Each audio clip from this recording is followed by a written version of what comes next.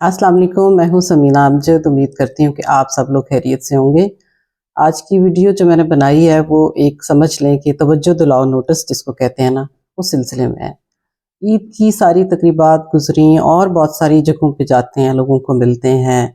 हर तरह का त्यौहार आता है, हर तरह की सेलिब्रेशंस आती हैं, हर तरह की हम गुफ्तगू करते हैं, जिसमें हमारे बच्चों का ज़िक्र होता है, जिसमें मियाँ बीवी का ज़िक्र करते हैं, बीवी मियाँ का ज़िक्र करती है, गर्ज़ हर रिश्ते की बात होती है। जो कमी मैं महसूस करती हूँ बुरे तरीके से वो ये है कि हम में से कोई भी माँ बाप का जिक्र नहीं करता। मैंने नहीं देखा कि लोग ये कहें कि आज मेरे बाबा ने ये मुझसे कहा, या वालिद साहब इस तरह थे, या किसी ने कहा हो कि आज अम्मा जी ने ये कहा, उन्होंने ये पहना था, वो ऐसी लग रही थी, या उन्होंने ये नसीहत की, या कि वो परेशान हो रही होंगी, हम जल्दी चलते हैं घर पे। ऐसा क्यों है हमारे माशरे में?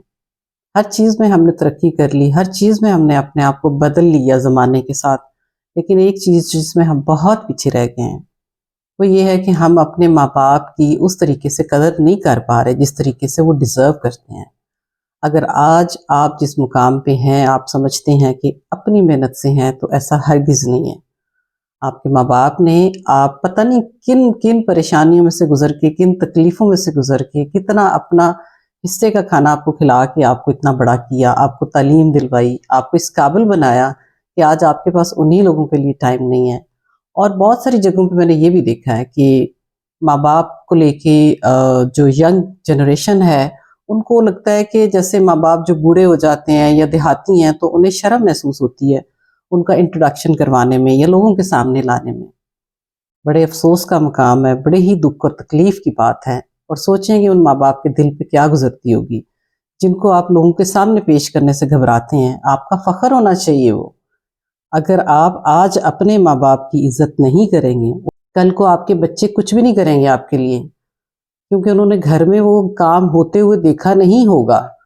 टॉप प्रायोरिटी पे आपके माँ-बाप होने चाहिए, सास-ससुर हों या माँ-बाप हों।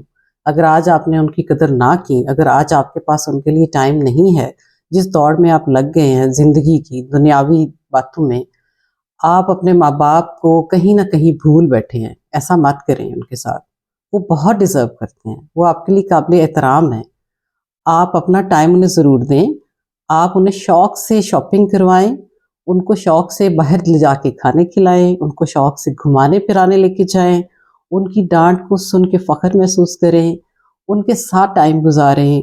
आप ये देख लें कि कभी ऐसा भी होता है कि पुराने लोग हमारे माँ-बाप से मिलने जो आते हैं, वो उनको देख के कितने खुश होते हैं। आप उनके मेहमानों को भी इतनी ही इज़्ज़त दें जितनी कि वो देते हैं।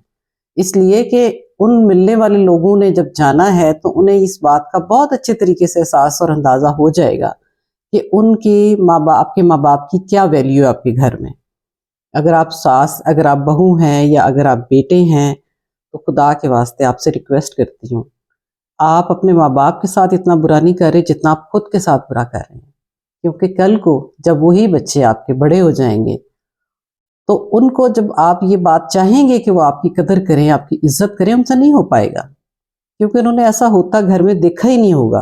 अगर आपको आज ये पता चल जाए कि माँ-बाप कितनी बड़ी कीमती चीज़ है आपके लिए, तो आप तो शायद किसी और का बुज़ुर्ग उठा लें अपने घर में, ताकि अपने बच्चों की तरबियत करने में आपको आसानी हो, और डर के रहें अपने माँ-बाप से।